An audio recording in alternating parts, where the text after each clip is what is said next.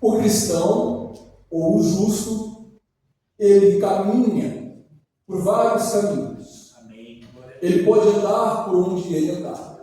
Ele pode ir por onde ele for.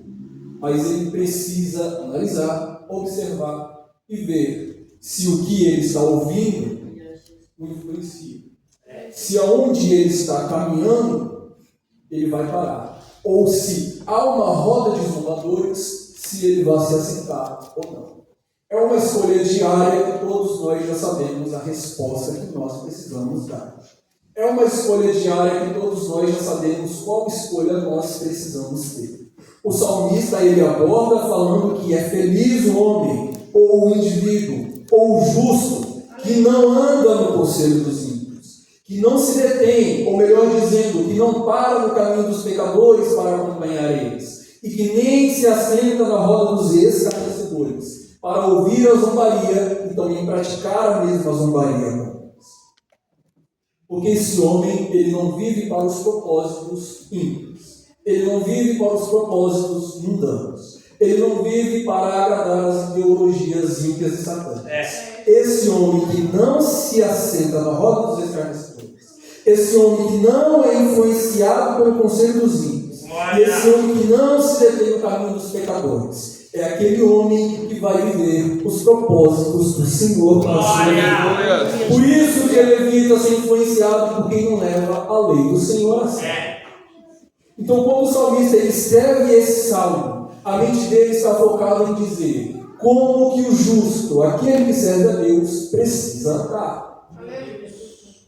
O verso de número 2 nos diz que antes o seu prazer está na onde? Na lei do Senhor, e na sua lei medita de dia e de noite. Então aqui é uma clara descrição de que há um prazer que enche mais os olhos do que qualquer outra coisa que o influencia.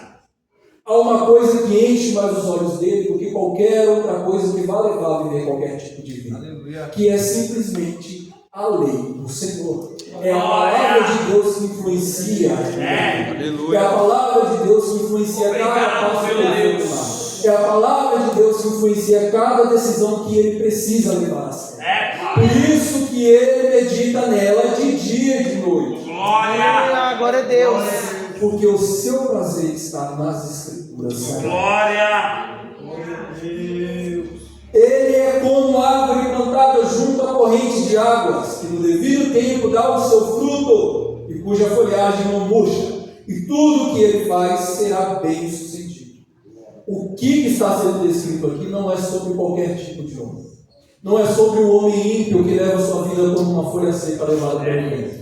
A descrição desse salmo, nos seus 3 primeiros versos, está falando sobre um homem que é influenciado pela palavra de Deus. Está descrevendo o homem que tem raiz na oração. Está descrevendo o homem que está crescendo na palavra. Está descrevendo o homem que tem o fruto na vida. Porque ele entende que se não for pela palavra de Deus, ele não é influenciado para boas coisas. Aleluia! E quando ele escreve essa canção, porque o livro de Salmos é canção e oração ao mesmo tempo, ele está descrevendo a realidade de um homem feliz e de um homem que no final das contas se tornará um homem triste. Ele está descrevendo a realidade de um homem fiel, que vive para os propósitos de Deus, e a realidade de um homem que vive para o pecado. Ele está descrevendo a realidade de um homem que busca se afastar do pecado, e ele descreve também a realidade de um homem que no final das contas irá ficar triste para sempre, por causa da separação eterna com Deus. E quando nós falamos sobre raiz da oração, crescimento na palavra e fruto na vida, nós estamos falando sobre 3 atitudes ou 3 ações diferentes na vida do cristão. Quando nós falamos sobre oração, falamos sobre comunicação. Ao falar sobre palavra, falamos de alimento. E ao falar sobre fruto, falamos não apenas da demonstração das ações de que nós estamos ligados à videira, mas nós também dependemos de Cristo. Aleluia! Então há uma ligação entre ambas as coisas: comunicação, alimentação, dependência e ação. E são essas 3 coisas que eu quero expor nesse exato momento através de 3 textos bíblicos, que não apenas nos ensinam, mas nos demonstram o que todos nós cristãos precisamos fazer. O primeiro texto, Colossenses capítulo 4, versículo 2, o texto nos diz o seguinte: o texto nos diz, perseverai na oração. Então a gente já consegue entender aqui qual que é a primeira etapa, o primeiro passo, a primeira ação ou atitude que o cristão precisa praticar e ter na sua vida diária. Quando Paulo está apresentando essa carta à igreja de Colossos, ela era uma comunidade cristã que estava preocupada em observar os ritos e cerimônias e até mesmo adorar anjos, que é uma coisa que hoje em dia a gente está vendo muito em certas igrejas. Em muitas igrejas onde a política tomou um lugar na palavra, onde os políticos tomaram o lugar de Deus, e onde a adoração que era devida a Deus está se voltando ao céu. Quando Paulo ele apresenta essa carta à igreja de Colossenses, ele está sabendo do que está acontecendo lá. Ele sabe que lá há ideologias humanas, há filosofias humanas e há o legalismo que estava tomando conta dos irmãos, e eles estavam deixando de lado a palavra de Deus. Paulo vê que isso pode destruir a vida cristã. E se você perceber o contexto do capítulo 4, ele aborda exatamente sobre a vida cristã, desde o princípio com Cristo, através dos relacionamentos na sua vida diária e até mesmo a questão da vida de oração. Paulo ele focava muito sobre a questão da oração, porque ele entendia que sem oração não há como ter comunhão com Deus. Meu Deus. Ele entende que sem orar não há como estar ligado com Deus. Ele entende que sem orar não há como estar comunicando-se com Deus. E o que me chama a atenção nesse texto é que ele está preso. E diferentemente de muitas pessoas que hoje estão presas, que governam coisas ruins do lado de fora, Paulo está preso e ele está comandando as missões. Então é um missionário em cadeias que está ensinando as questões da vida cristã. Glória a Deus. E ele está prestes a morrer. E mesmo assim ele não desiste de ensinar sobre os deveres. Aleluia! Isso aqui é muito lindo. Porque Paulo ele está prestes a perder a cabeça. Ele está prestes a perder a vida. Ele está prestes a ser decapitado. Mas mesmo assim ele se importa em ensinar sobre a questão da oração. Porque ele entende que sem oração não há como ter comunhão com Deus. Ele entende que sem oração não há como ter comunicação com Deus. E se você perceber no próprio texto, no próprio versículo, ele vai falar sobre oração, com vigilância e boas obras. São 3 coisas que acompanham uma a outra. Jesus disse o quê? Vigiai e Orai. O que Paulo está dizendo? Perseverai na oração, vigiando com ações de graça. Então percebe que o ensino de Paulo é o mesmo de Cristo. Cristo fala vigiar e orai. Paulo fala perseverar na oração e vigiem. Porque hoje tem muita gente que vigia, mas não ora. Tem muita gente hoje que não ora e não vigia. E acaba caindo no pecado e depois fica se reclamando com Deus. Ó Senhor, eu estou fraco. Ó Senhor, eu não tenho força. Ó Senhor, eu não estou conseguindo vencer o meu pecado. Mas é claro, você não vigia. Você até ora pedindo força, mas daqui a pouco você está lá no celular vendo vídeo pornográfico. Você até ora pedindo graça, mas daqui a pouco você está lá falando coisas que não devem. Você até ora pedindo para que Deus lhe liberte de tal coisa, de tal pecado de estimação, mas daqui a pouco você está lá pegando ele com as mãos de novo. Da mesma maneira que a gente pega um gato e um cachorro nas mãos, você está do mesmo jeito pegando pecado de estimação e colocando sobre o seu peito e dizendo: ó Senhor, me libera. Deus quer te libertar. O Senhor quer livrar que você se prepare.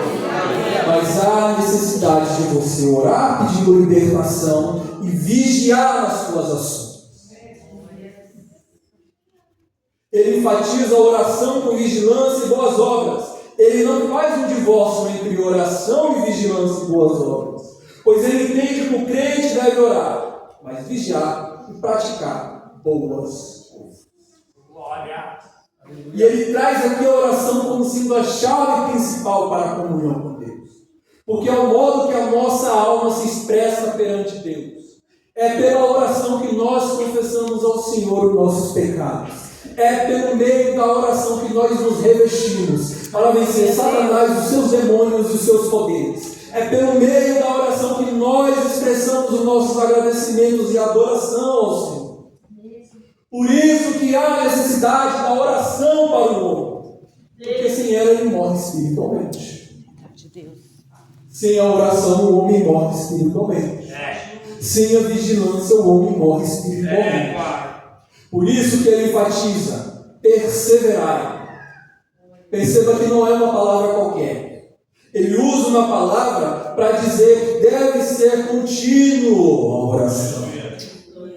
E o que Jesus ensina nos evangelhos? Para nós perseverarmos nas nossas orações. Aleluia, Deus. Nós entendemos que pela oração nós temos o livre acesso para entrar no Santo dos Santos e conversar com aquele que nos ouve. Aleluia. A igreja primitiva cresceu na base da oração.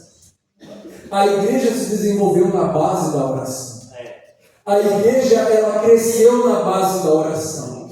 A igreja venceu as perseguições por meio da oração. Se a igreja fez tudo isso por meio da oração, por que tu acha que tu não vai vencer? Aleluia. Deus. Por que tu acha que sua vida de pecado ela agrada? Misericórdia das nossas almas. Se a igreja se desenvolveu através da oração, por que você não ora para crescer também?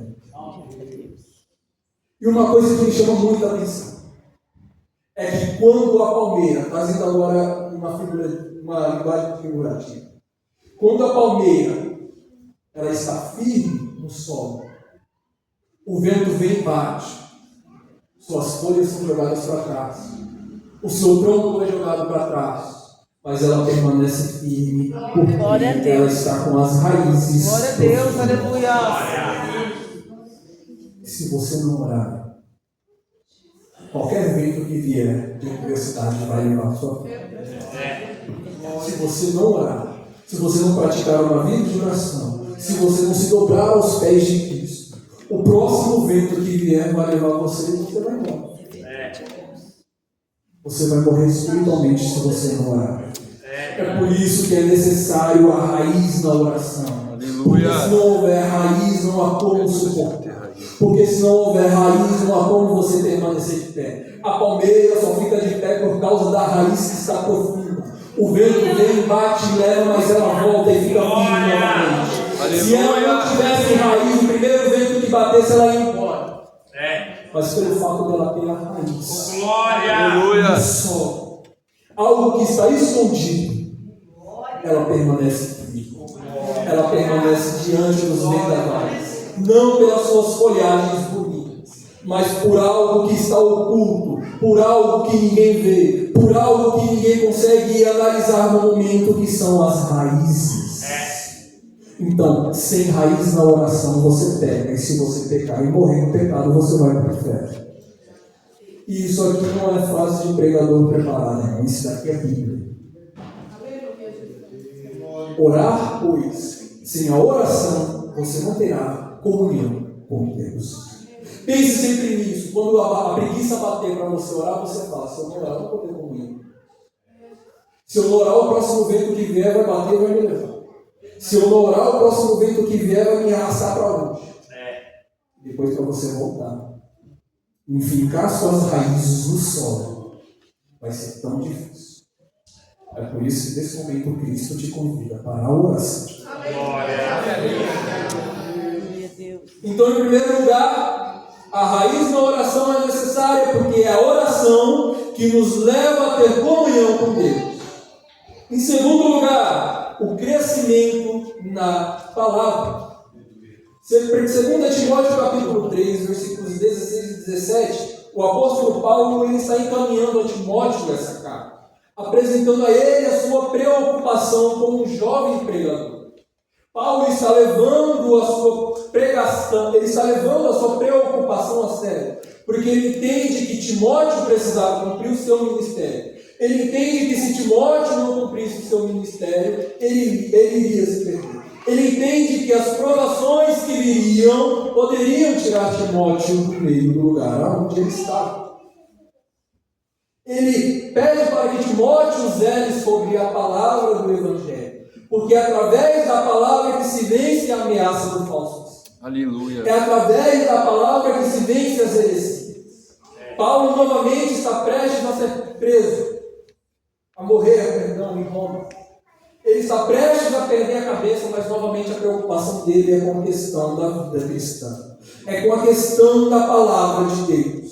A preocupação dele com a palavra era algo surreal. Era algo que não tem tanta explicação. Porque ele sabia que lá na frente Timóteo poderia seguir em frente e ensinar a palavra. Mas ele também estava ciente dos perigos que poderiam abalar a fé de Timóteo e dos irmãos.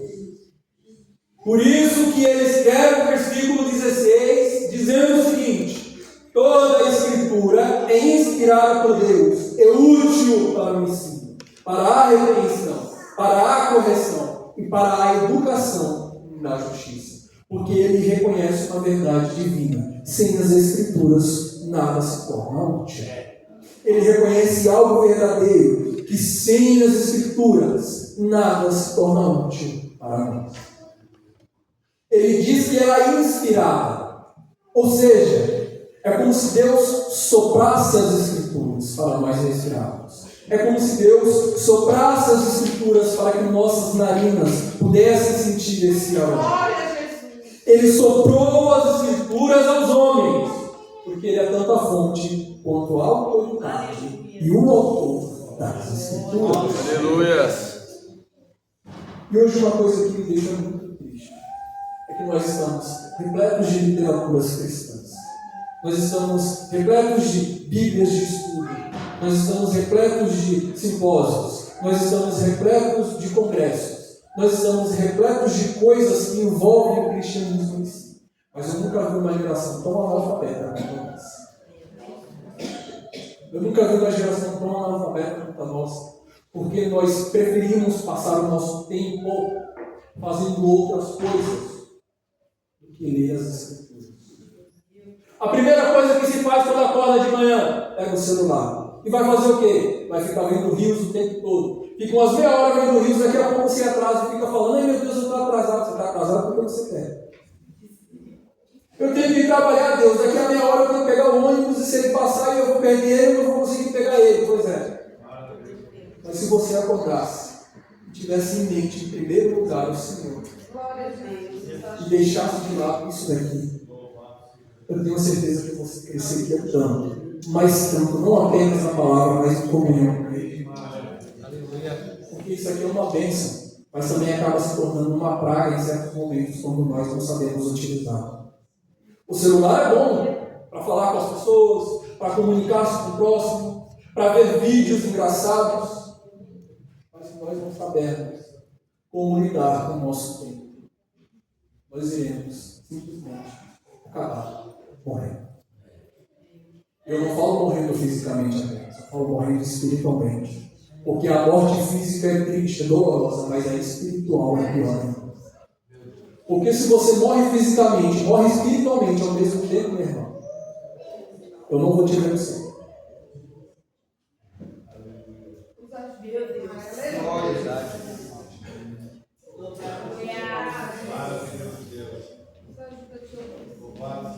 Aleluia. E é por isso que nessa noite Ele está convocando a igreja. Glória a A Deus. crescer ainda mais, e ainda mais, e ainda mais. Glória! Porque o que Ele tem para revelar não é coisa Aleluia! Aleluia. Glória a Deus.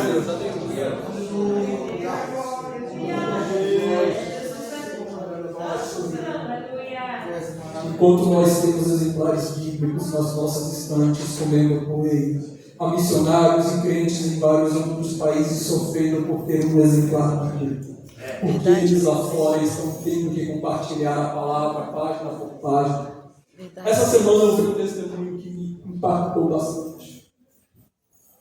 E esse testemunho ele falava que em certo lugar, em certo país, eu não me lembro agora qual foi o país, mas que nesse país as pessoas elas tinham que dividir literalmente as páginas da Bíblia. Eles arrancavam as páginas da Bíblia e liam. Enquanto nós temos isso daqui em cima da mesa, em cima das nossas estantes, Meu Deus. nós olhamos e falamos, daqui a pouco eu leio. E quando vamos ler 2, 3, 5 versículos, depois, passa lá o dia todo. Só quando a gente vai lembrar de ler no outro dia, na outra semana, no outro mês. E é por isso que eu falo que essa geração da gente é uma geração analfabeta. Porque enquanto tem gente que quer ter um desse daqui, uma Bíblia dessa daqui, não pode. Nós temos, não lemos. Nós temos e não passamos tempo. Pai. Aleluia.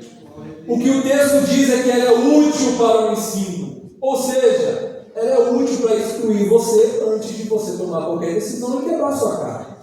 Desse jeito. Ela é útil para o ensino. Ela não é a Netflix que fica te ensinando certas coisas ímpias e profanas. Ela não é os videozinhos de influenciadores que ficam te ensinando coisas que são contrárias às Escrituras. Pelo contrário, ela é a palavra útil para o ensino, útil para instruir você antes de tomar qualquer decisão. Glória. Obrigado, papai amado. Aleluia. Glória a Deus. Deixa eu dizer isso. Ela é útil para a repreensão, ou seja, ela condena o seu pecado de estimação e a tua vida descarada de viver no pecado. Ela repreende, ela ensina, ela é útil para a correção e educação na justiça, para nos levar a viver de modo justo, correto e pleno, perante aos olhos de nosso Pai Celestial e da sociedade. Por isso que o texto finaliza, e eu gosto muito dessa passagem, quando Paulo finaliza dizendo, a fim de que o homem de Deus seja perfeito e plenamente e perfeitamente habilitado para toda boa obra.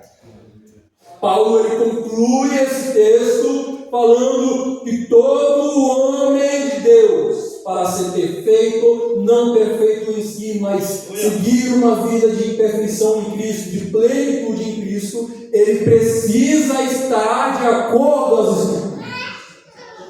Só que para ele estar de acordo às Escrituras, ele precisa ser repreendido às vezes. Ele precisa ser ensinado sempre. Ele precisa ser ele precisa ser corrigido e ele precisa ser educado em justiça. Porque são as Escrituras, é a palavra de Deus, é a Bíblia que nos corrige, que nos ensina, que nos repreende, que nos faz andar pelo caminho de Deus.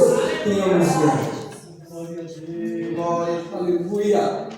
Então, se você não busca ler a Bíblia, não busca crescer na palavra, não busca ter entendimento bíblico, você está se tornando um crente inútil. E Deus não trabalha com quem não trabalha para o reino.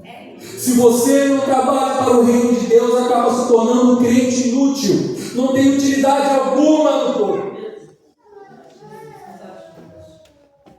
E Cristo, através da sua palavra, nos chama não apenas para termos raiz na oração, mas também para crescermos em perfeição através da sua palavra. Aleluia, Deus.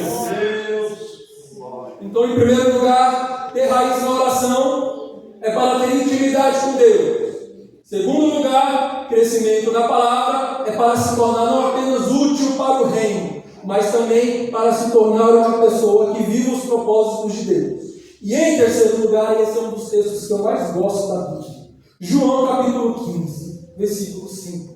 Quando Jesus está falando acerca do fruto ou da videira dos ramos.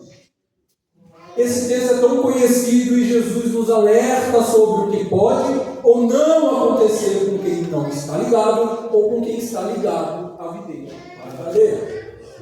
Ele inicia o texto falando: eu sou a videira verdadeira. Em contraste com Israel, que também no Antigo Testamento era vista como a videira de Deus. Só que nesse caso aqui, Cristo se apresenta como a videira.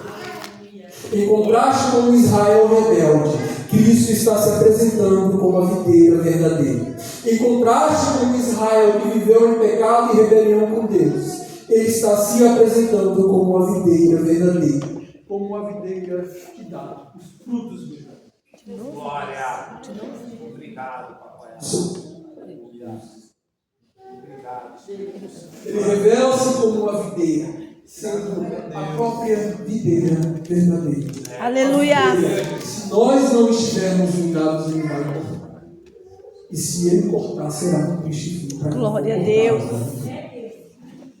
Porque o texto nos diz: eu sou a videira verdadeira, versículo 5. Vocês são os ramos, quem permanece em mim, eu nele, esse dá muito fruto.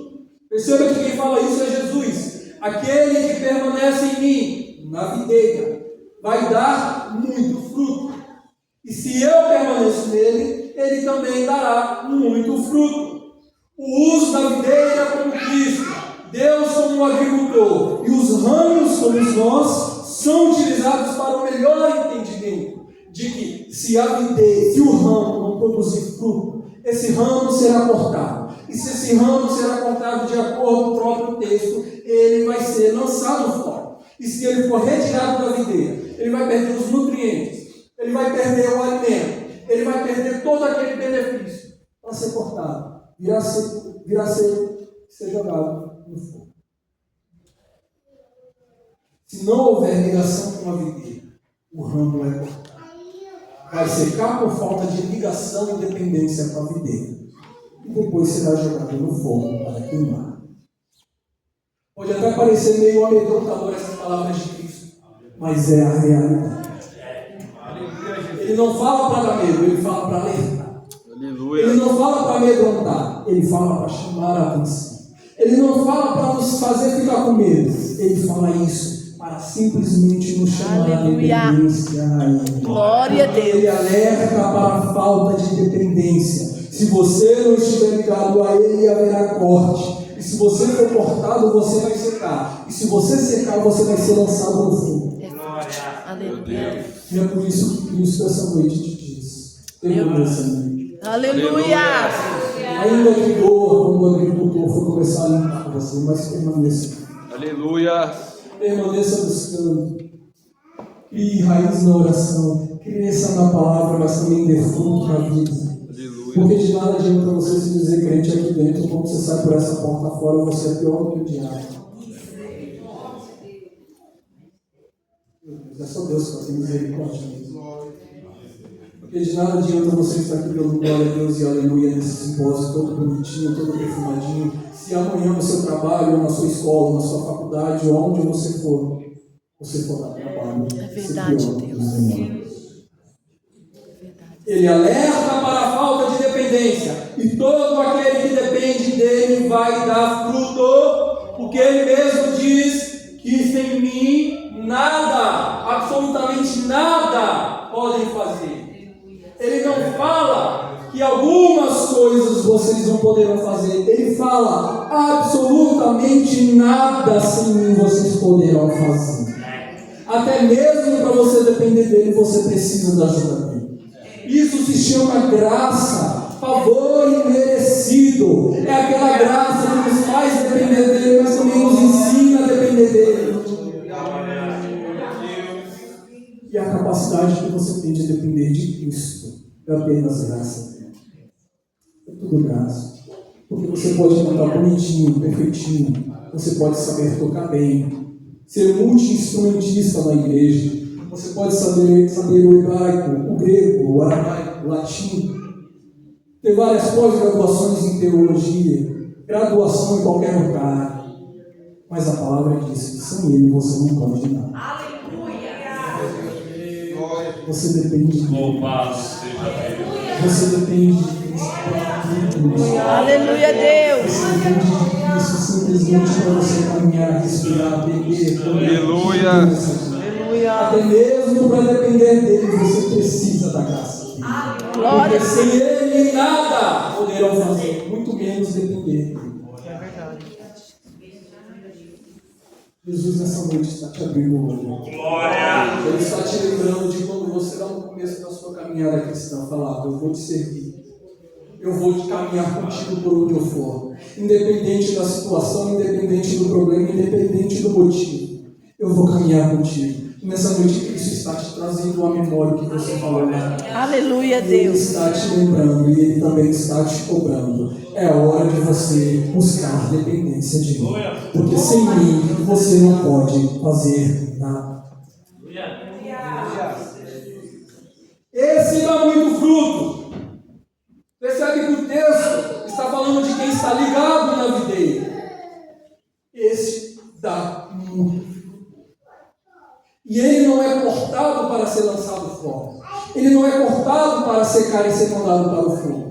Ele simplesmente é limpo. Porque se ele se torna limpo, ele vai continuar dando mais e mais e mais fruto.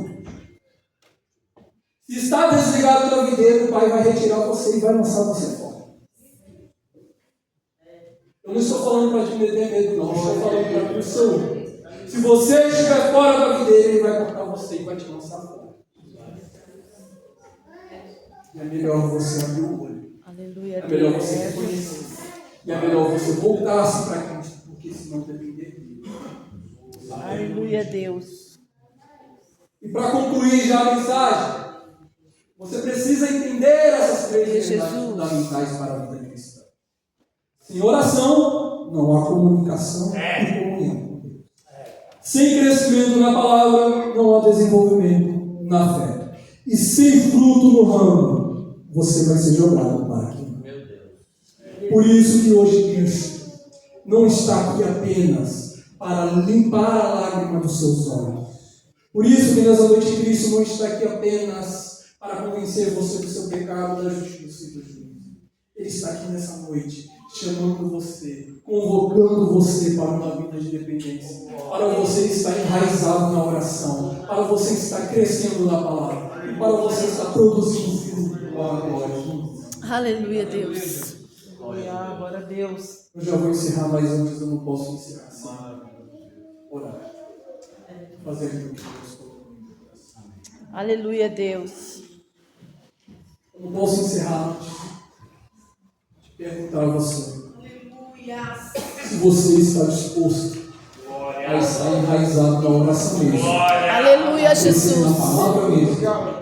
E a desenvolver frutos para a vida cristã mesmo. Só para isso, Ele te convida hoje. Aleluia. Aleluia, Ele te Jesus. convida hoje para você tomar uma decisão. Aleluia, Você Jesus. está ligado na videira para produzir frutos, ou ser desligado e ser jogado para fogo. Deus, em nome de Jesus, Sua palavra completa. O Senhor falou e eu sei. O Senhor proclamou e eu sei. Que o Senhor desenvolva sobre os seus filhos, sobre essa igreja. Que o Senhor desenvolva sobre os seus crentes, Pai amado, a vontade, o desejo, Pai amado, de se comunicar não apenas contigo, Pai, mas também de crescer na palavra, Senhor. Também de desenvolver e produzir fruto para o Teu reino, Senhor. Uma geração que não pode se tornar inútil, Senhor. Uma geração que não pode estar na inutilidade, Pai. Uma geração que precisa entender, Senhor, que o Senhor é Deus e não há outro Deus. Uma geração que precisa entender que sobre avivamento não é apenas com lábios, subir ruas, com tambores e gritos, Senhor, mas é descer até os pés do Calvário na oração, crescendo na palavra, Senhor, e desenvolvendo frutos, Deus. Ajuda o Teu povo, a Tua igreja, o Teu rebanho a compreender, Senhor, essas três virtudes da vida cristã, Senhor. A Sua palavra foi entregue, Senhor. Em nome de Jesus. Eu agradeço muito.